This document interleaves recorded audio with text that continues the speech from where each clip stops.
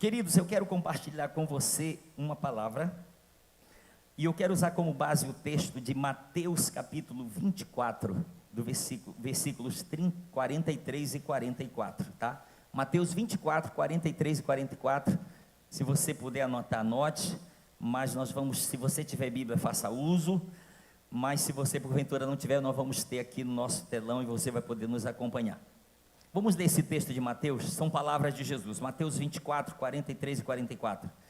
Mas considerai isto: se o pai de família soubesse a que horas viria o ladrão, vigiaria e não deixaria que fosse arrombada a sua casa. Por isso, ficai também vós apercebidos, porque a hora em que não cuidais, o Filho do Homem virá. Posso ouvir um amém mais forte? Glória a Deus. Queridos, o tema da nossa palavra de hoje é como um ladrão. Amém? Como um ladrão. Por que essa expressão e ao mesmo tempo essa comparação? Não sei se certamente isso já deve ter passado pela sua cabeça. Por que esta expressão como um ladrão, que o próprio Jesus menciona aqui? Ele está fazendo uma comparação aqui no texto, ok? Ele está fazendo essa comparação aqui, mas por que essa expressão e ao mesmo tempo essa comparação? Queridos, em primeiro lugar, porque o ladrão, ele não marca a hora com o dono da casa, né? Ó, estou em tal hora aí para te roubar, então, por favor, nessa hora não esteja em casa, deixa a porta aberta de preferência. Não existe isso. Ladrão não avisa, né? Ladrão, ele vai procurar um momento oportuno que ele considere, para que ele vá e saqueie toda aquela casa. Então, a gente olhando em primeiro lugar, por que ele fala como um ladrão? Faz essa comparação, porque é assim que o ladrão age. Em segundo lugar, porque o dia e a hora não foram marcados em nosso calendário. Eu quero que você guarde isso aí. Por que Jesus disse como um ladrão? Porque o dia e a hora dele não foi marcado nem no meu e nem no seu calendário. Então, qualquer declaração ou afirmação sobre dia e hora da volta de Jesus não procede de Deus, porque o próprio Jesus, ele mesmo disse: eu não sei, nem os anjos sabem, somente o meu Pai. Amém? Então nós não podemos, mesmo diante de todos os acontecimentos, mesmo diante de tantos sinais, eu nunca vou poder chegar diante da igreja e dizer: olha, Jesus me disse o dia e a hora que ele vai voltar. Não existe isso, queridos, não existe isso. Por isso Jesus, ele vem com exortação, ele fala sobre a importância aqui desse cuidado, dessa vigilância. Agora, pegue isso aqui, que aqui está um coração, uma chave aqui dessa palavra, preste atenção. Mesmo sendo em dia e hora não marcados, a noiva de Cristo não será pega de surpresa.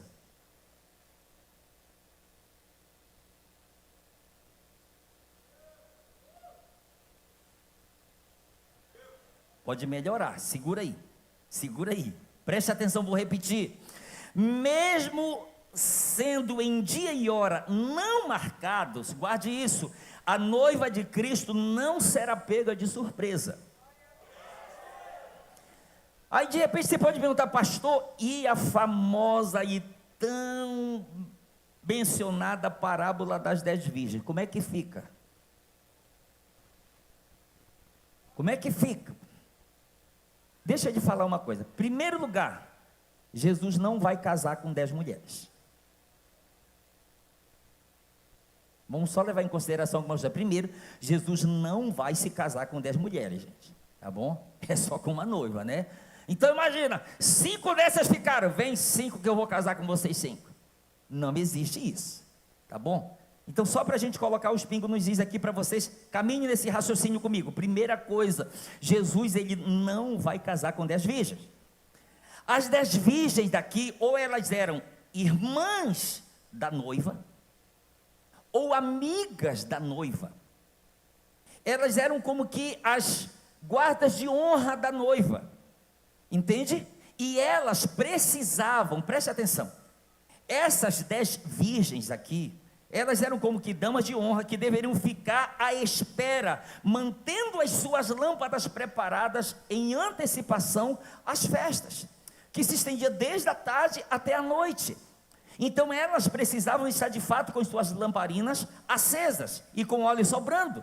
Jesus, ele usa essa parábola para nos despertar como sua noiva e nos manter atentos, porque ele fala de um acontecimento à meia-noite. À meia-noite ouviu-se a voz do noivo. O que isso representa, pastor? Meia-noite representa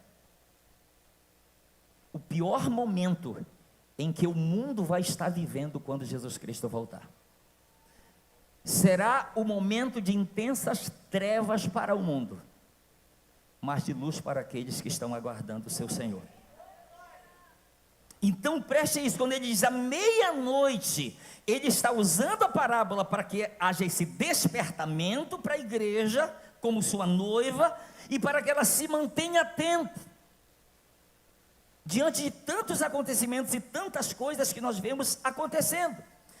Será no momento de maior, vou repetir, maior escuridão espiritual em que o mundo estará vivendo na volta de Jesus Cristo. As 10 virgens, elas dormiram, porém 5 delas dormiram com suas lâmpadas acesas e óleo em reserva. Então isso fala de quê, queridos? Isso fala de uma noiva vigilante e ao mesmo tempo preparada. De uma noiva que ela é vigilante, mas ao mesmo tempo ela está preparada. O lado negativo também deve ser levado em consideração. É como se representasse de fato uma noiva que não está se importando. E a noiva de Cristo, ela não é assim. A noiva de Cristo, ela não é desleixada. Ela não é, sabe, uma noiva sem compromisso. A noiva de Cristo, é interessante que em Apocalipse está escrito que ela a si mesmo já se ataviou. Então não é aquela noiva que olha, o noivo já chegou, está entrando na igreja. Meu pai, eu nem peguei o meu vestido ainda. E cadê esse maquiador que ainda não chegou? Eu tenho que me arrumar, senão eu vou chegar muito. A noiva a si mesmo já se ataviou, gente.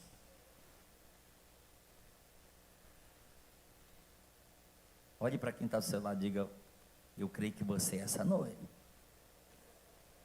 Agora, preste atenção nisso aqui que eu vou lhe dizer. Escute. Porque eu acredito que Jesus, ele não vai pegar a sua noiva de surpresa. Preste atenção no que eu vou lhe dizer aqui. Porque eu acredito que Jesus não vai pegar a sua noiva de surpresa. Escute, se Jesus desejasse que sua noiva fosse pega de surpresa, 3 coisas que eu vou mencionar aqui deveriam ser descartadas. Primeira coisa, se ele fosse pegar sua noiva de surpresa, primeiro, ele não a exortaria tantas vezes a respeito de sua volta. Porque preste atenção, caminhe comigo desse entendimento. Gente, se eu quero fazer uma surpresa para alguém, eu fico dizendo: olha, estou chegando. Não vou falar mais, já estou mais perto. Lembra aquela brincadeira? Está frio, está quente, está mais quente, né? Imagina aqui a igreja, já estou na curva do 90. Estou agora ali naquele retorno ali, né? Ali da Coama. Passei na frente do Mateus. Estou entrando na Aririzal. Gente, guarde isso que eu estou lhe falando. Se Jesus quisesse pegar sua noiva de surpresa, ele não ficaria, fica atento, estou chegando, estou mais perto, está se aproximando o dia. Faz sentido isso para você? Então caminhe comigo aqui. Primeiro texto foi o que eu mencionei aqui, no início da leitura. Mateus capítulo 24, 43 a 44. 1 Tessalonicenses 5, 1 e 2. Irmãos, relativamente aos tempos e às épocas, não há necessidade de que eu vos escreva, pois vós mesmos estáis inteirados com precisão de que o dia do Senhor vem. como ladrão de noite. Guarde aí, segunda exortação. Terceiro, 2 Pedro 3,10. Virá, entretanto, como ladrão o dia do Senhor. Terceiro, Apocalipse capítulo 3, versículo 3. Lembra-te, pois, do que tens recebido e ouvido, guarda-o e arrepende-te, porquanto se não vigiares, virei como ladrão e não conhecerás de modo algum em que hora virei contra ti. Apocalipse 16:15. Eis que venho como vem o ladrão, bem-aventurado aquele que vigia e guarda as suas vestes, para que não ande nu e não se veja a sua vergonha. Então, em primeiro lugar, porque eu acredito que a noiva que será arrebatada, ela não será pega de surpresa, porque Jesus tem avisado: estou vindo, estou chegando. Mas aí, 2 Pedro capítulo 3, a partir do versículo 1, Pedro começa a escrever dizendo assim: irmãos, esta já é a segunda carta que eu vos escrevo, e em ambas procuro esclarecer a vossa mente esclarecida, que nos últimos tempos viram muitos escarnecedores com os seus escárnios, dizendo: aonde está a promessa da sua vinda? Porque desde que os nossos pais morreram, tem sido prometido. Mas para a noiva Jesus diz: estou chegando, estou mais perto, estou mais próximo. O Pai está para me liberar para eu vir pegar a minha noiva. Amém, queridos? Então guarde isso. Se Jesus quisesse pegar a sua noiva de surpresa, Ele não a exortaria tanto com relação à sua volta. Segundo, se Ele quisesse pegar a sua noiva de surpresa, Ele não a teria comprado com o seu próprio sangue, gente. Ele não a teria comprado com o seu próprio sangue. Eu quero ler alguns textos aqui bem rápido. Apocalipse capítulo 5, versículos 9 e 10. Se isso faz sentido para vocês e você se encontra inserido aqui, eu vou, pelo menos que você diga um amém. Não vou dizer para você levantar a poltrona que é pesada, mas pelo menos faz alguma coisa aí, pelo amor de Deus, tá bom? Apocalipse capítulo 5, versículos 9 e 10.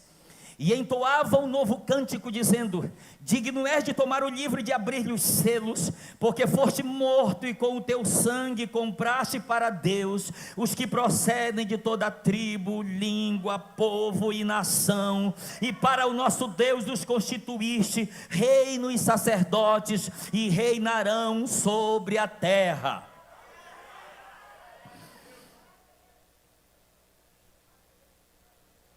Jesus é o Cordeiro de Deus que foi morto, e com seu sangue comprou povos, gente de toda tribo, língua, povo e nação. Então imagine isso aqui: eu comprei a minha noiva com meu sangue, e agora eu vou pegá-la de surpresa para que ela não venha e não tenha mais casamento.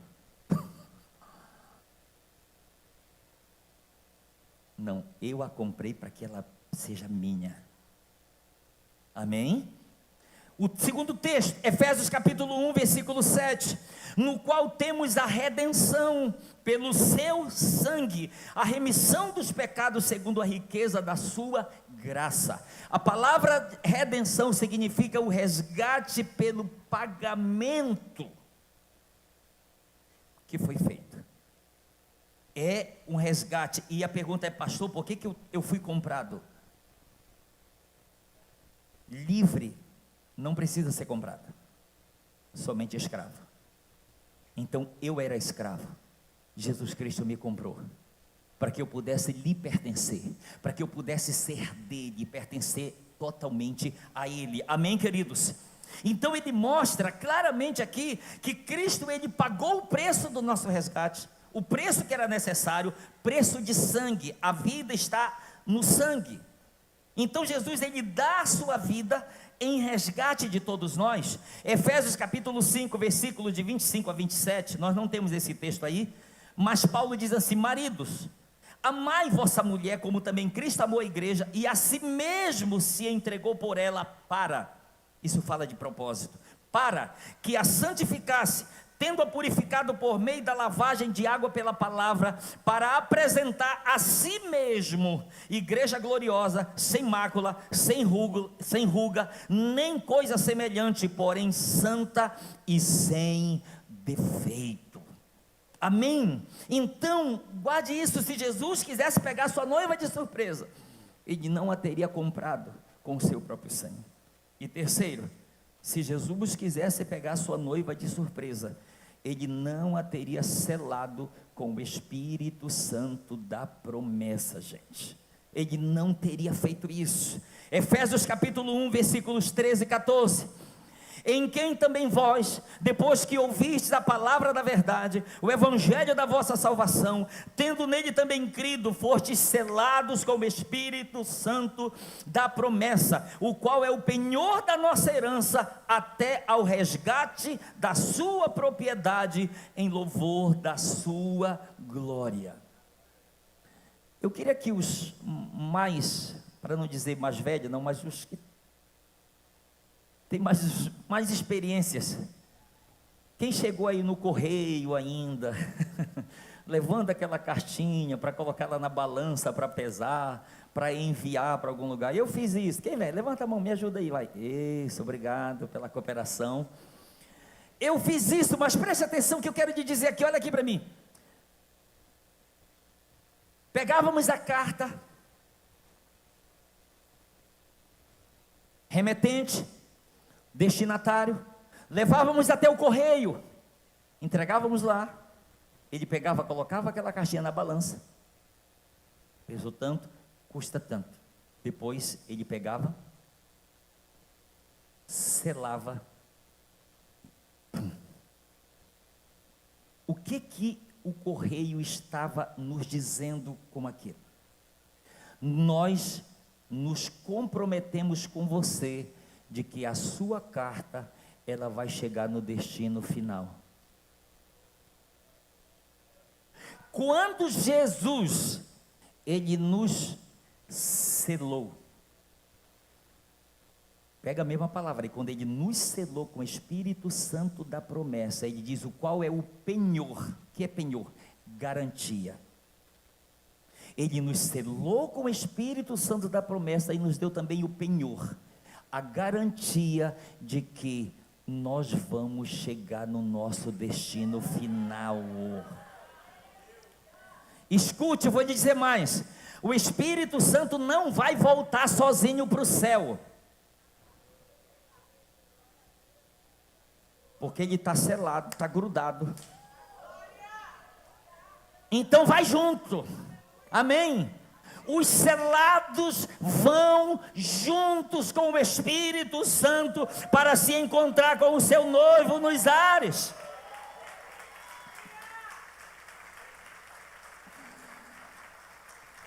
Segunda Coríntios capítulo 1, versículos 21 e 22, Paulo diz assim: mas aquele que nos confirma convosco em Cristo e nos ungiu é Deus, que também nos selou e nos deu o penhor do Espírito em nosso coração. Diga assim comigo, por favor, diga selado. Diga, e ainda com o penhor. Amém? Imagina o selo e a garantia. Você está selado e você tem a garantia de que você vai chegar no seu destino final. E aí imagina o tempo todo sendo monitorado pelo satélite celestial. Todo o percurso. Onde é que está agora? Está em tal lugar. Continua seguindo a sua rota normal. O destino final está perto. O destino final está perto. Agora eu tenho uma pergunta, já que eu estou dizendo que a igreja não vai ser pega de surpresa. A pergunta é, pastor, quem será pego de surpresa naquele grande dia? Ouça o que eu vou lhe dizer. Primeiro, o mundo sem Cristo. O mundo sem Cristo vai ser pego de surpresa no grande dia do arrebatamento. Eu quero ler um texto com você aqui. Mateus capítulo 24, de 37 a 39. Preste bem atenção. Pois assim como foi nos dias de Noé, também será a vinda do Filho do Homem. Porquanto, assim como nos dias anteriores ao dilúvio, comiam e bebiam, casavam-se e davam-se em casamento, até o dia em que Noé entrou na arca, e não o perceberam. Senão quando veio o dilúvio e os levou a todos, assim será também a vinda do Filho do Homem. Olha aqui para mim. Pensa comigo. Deus fala com Noé, dá a divina instrução para ele construir uma arca. Lá está Noé com os seus filhos, sua esposa e suas noras. Vamos construir essa arca. Imagina. Aí imagina o povo. Noé, o que você está fazendo? Deus mandou construir uma arca. Para quê? É para a minha salvação e um casal de todos os seres vivos aí. Vai entrar tudo aqui. Mas para que mesmo? Não, é que Deus falou que vai chover 40 dias e 40 noites. Querido, se você for ler a Bíblia, até chegar nessa aliança que Deus está fazendo com Noé, você vai ver que a Bíblia diz que até aquele dia ainda não tinha chovido uma vez sobre a terra. O máximo que tinha caído era o orvalho. Não tinha chovido uma vez e o Noé chega com uma conversa de que de primeira já vem 40 dias e 40 noites.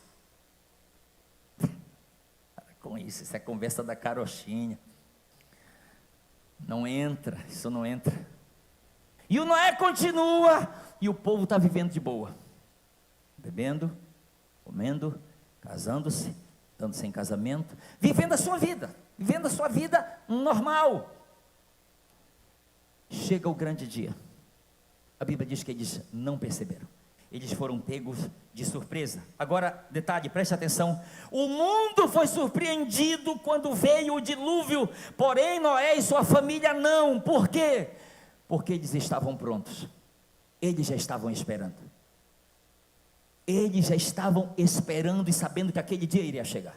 E Jesus disse, assim como, ele está fazendo uma comparação, assim como foi nos dias de Noé, assim será também na vinda do Filho do Homem. Assim será também. Deixa eu abrir um parênteses aqui. Fique atento com os OVNIs.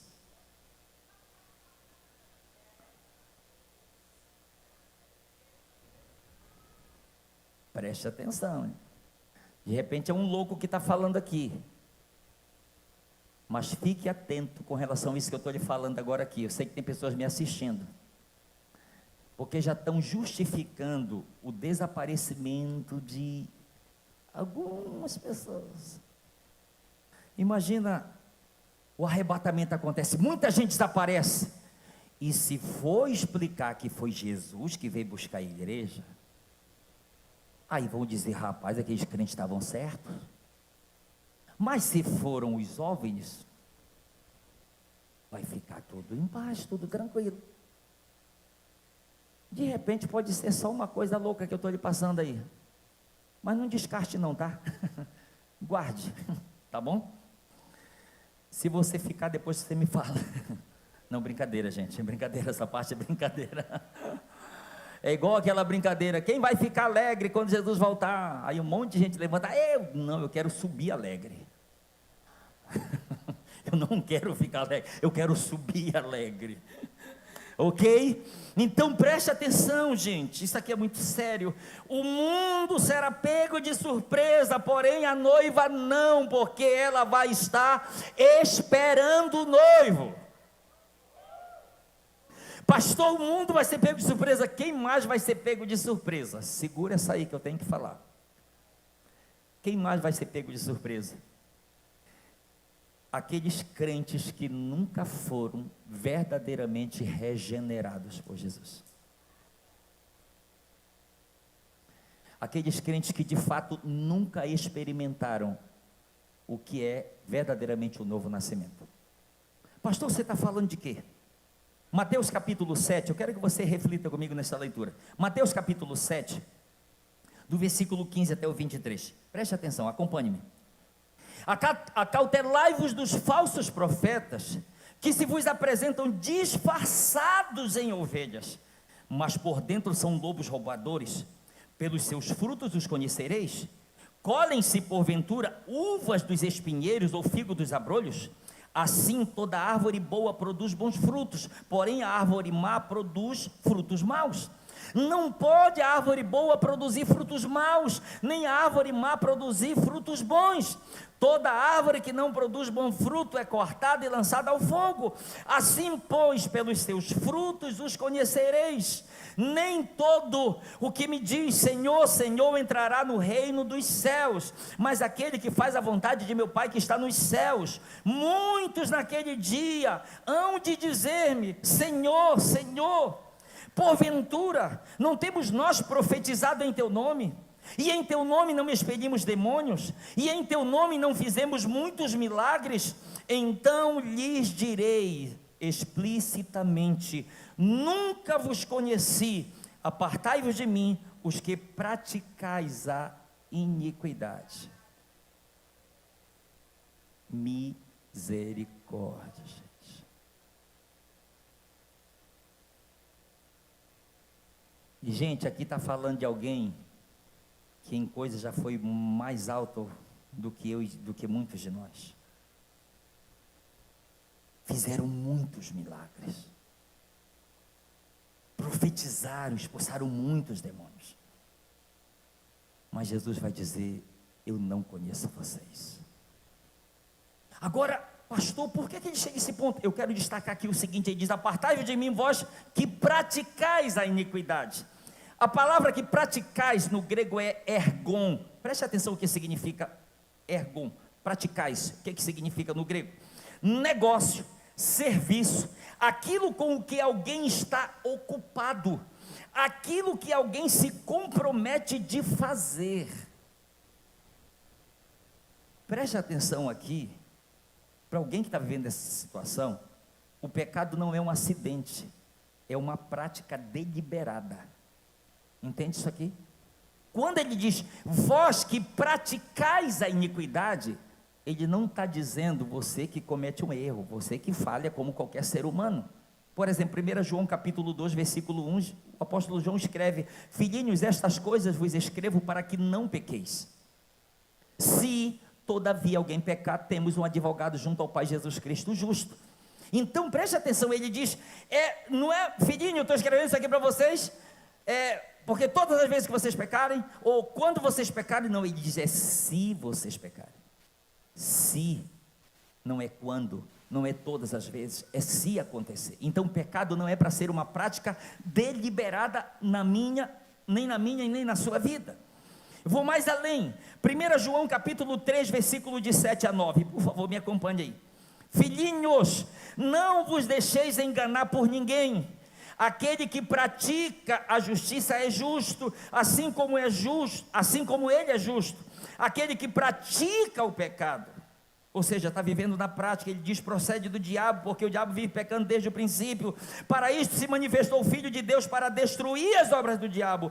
Todo aquele, escute, todo aquele que é nascido de Deus, não vive na prática do pecado, pois o que nele permanece é a divina semente. Ora, esse não pode viver pecando, porque é nascido de Deus. Gente, isso aqui é muito forte. Isso aqui é muito forte. Porque preste atenção, alguém já pode ter nascido de novo e não ter tido ainda a revelação disso aqui, e ainda continuar vivendo como um escravo do pecado. Mas alguém pode ter se convertido e continuar na prática do pecado, porque, como diz João, porque ainda não é nascido de Deus, porque ainda não experimentou de fato o novo nascimento em Cristo Jesus. Então, se ainda não experimentou, não é a divina semente que está trabalhando, ainda é a semente adâmica que está trabalhando. E aí, se é a semente adâmica, o pecado, ele vai ter domínio. Praticar, fazer, com os nomes de coisas feitas, produzir, construir, formar, modelar, ser os autores de. Então, quando ele fala, aquele que pratica o pecado, ou seja, aquele que está sendo o autor, é aquele que está fazendo a coisa acontecer, que está fazendo a coisa existir. Entende? Isso aqui é muito importante. Preste atenção nessa frase aqui. Se você tiver plena certeza de que você verdadeiramente nasceu de novo em Cristo, o pecado não será mais uma prática deliberada em sua vida, e sim um acidente de trabalho. Você entende a diferença? Vou repetir.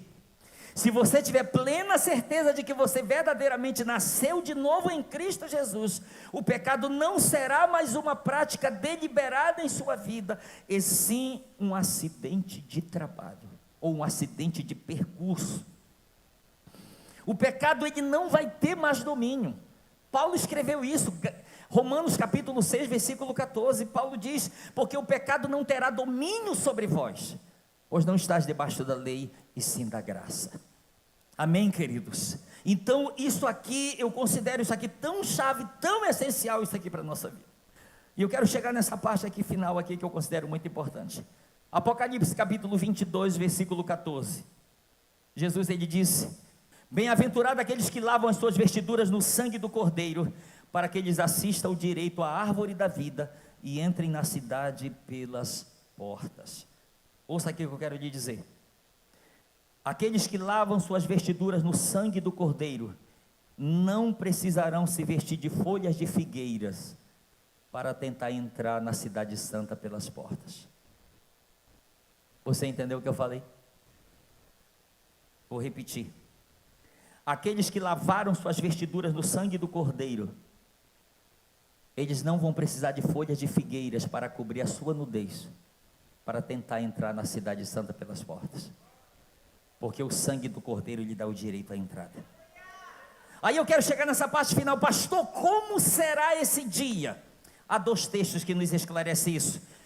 1 Tessalonicenses 4, 16 e 17, Paulo diz assim: porquanto o Senhor mesmo, dada a sua palavra de ordem, ouvida a voz do arcanjo, ressoada a trombeta de Deus, descerá dos céus, e os mortos em Cristo ressuscitarão primeiro. Depois nós, dos vivos, os que ficarmos, seremos arrebatados juntamente com eles, entre nuvens, para o encontro do Senhor nos ares, e assim estaremos para sempre com o Senhor.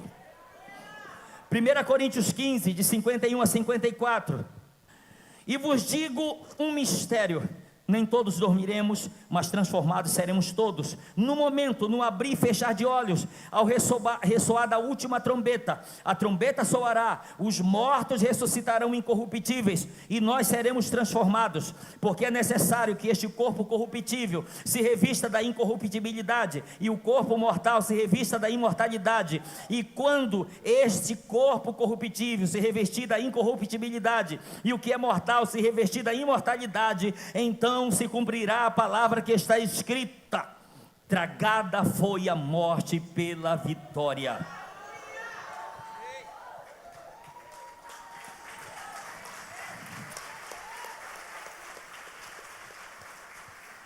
Agora, por favor, preste atenção nisso aqui que eu vou falar aqui. Escute. Eu vou repetir a leitura de Efésios capítulo 1, versículos 13 e 14. Ouça. Em quem também vós, depois que ouviste a palavra da verdade, o evangelho da vossa salvação, tendo nele também crido, fostes selados com o Espírito Santo da promessa, o qual é o penhor da nossa herança.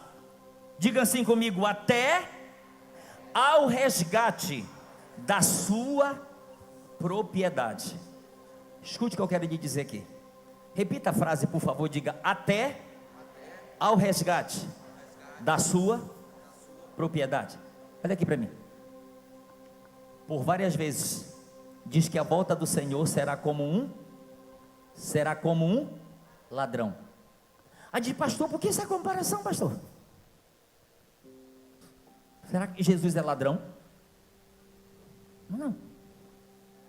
o ladrão vem roubar, vem pegar o que não lhe pertence.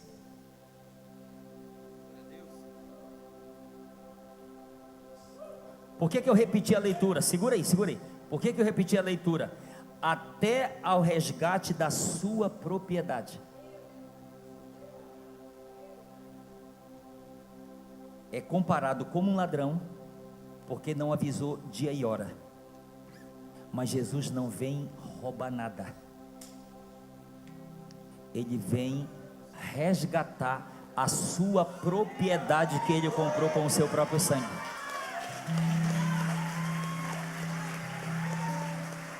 Primeira Pedro 2:9.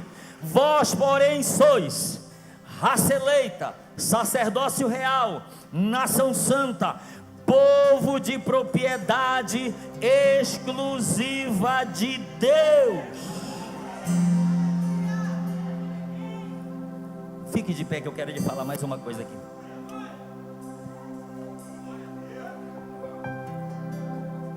Olha aqui para mim. Deixa eu falar uma experiência que eu vivi. Faz muitos anos atrás, mas ela foi tão marcante que eu quero compartilhar com você bem rápida. No ano de 95, eu estava na cidade de Santarém, fazendo um seminário, uma cidade vizinha nossa lá do Pará. Eu estava fazendo ITM e em uma noite livre, eu fui em um lugar, que o lugar em si, ele não era errado, porém eu não fui feliz quanto à noite, e aquilo que estava acontecendo naquela noite, e eu acabei me expondo a algumas coisas, que eu lhe confesso que me trouxe uma tristeza tão grande, por causa de coisas que em parte eu vi, não pratiquei nenhum pecado em si, mas de coisas que eu acabei me expondo a algumas coisas. E na época, eu estava fazendo seminário e tinha a ADONEP, a Associação de Homens de Negócios do Evangelho Pleno em Santarém, e eu era muito próximo do casal que era responsável. Então a esposa dele me convidou: Elcio, você pode ir lá em casa, vai ter o chá das mulheres hoje à tarde, você pode ir lá em casa ministrar o louvor para a gente, tal, tocando, cantando? Posso sim. Eu fui para lá, e convidaram um pastor para dar palavra. Preste atenção nisso aqui. Convidaram o pastor para dar palavra, e eu ministrei o louvor lá, adoramos juntos, tiramos um tempo juntos. Quando o pastor pegou a palavra para falar, ele disse: na hora da adoração aqui, Deus me deu uma visão. Deus me mostrou um par de botas feitas de lata, e ele disse: cuidado por onde você anda. Eu sabia que o Senhor estava falando comigo naquela hora. Deus não me expôs para vergonha, o meu nome não foi mencionado, mas eu sabia, porque sabia que aquilo era Elcio. É como se o Espírito Santo estivesse dizendo: Elcio, eu tenho ciúmes de ti, eu tenho ciúmes quanto aos lugares por onde tu andas e aquilo que tu fazes. Sabe por quê? Porque tu és minha propriedade, e eu tenho a responsabilidade de te preparar para te levar para o céu comigo.